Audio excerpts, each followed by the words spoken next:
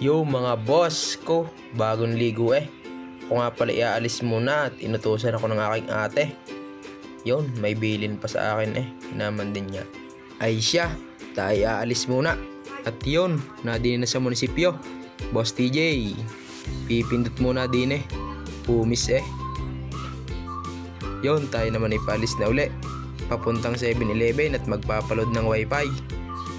Kaya naman daming sakyan, hindi ako pagbigyan eh. Abay, papasok ako.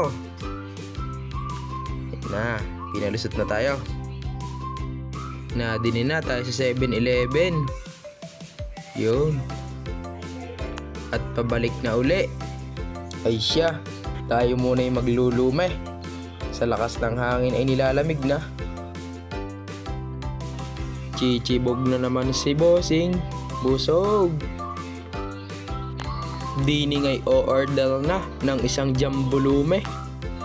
At yun, inilabas na ni ate ang kaldo. Higop sabaw. Talagang nakakagutom nga ang lume sa panahon ngayon.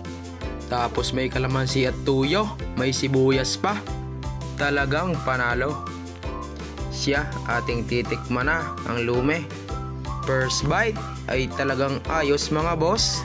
Kung kayo napapaibig ay maglumi na din kayo. Ay ano pang inaantay mga boss? Chibog na. Ay sa lamig na yun ng panahon ay talagang ayos na ayos ang lume. Kain na kayo mga boss. Ingat kayo lagi. Love you.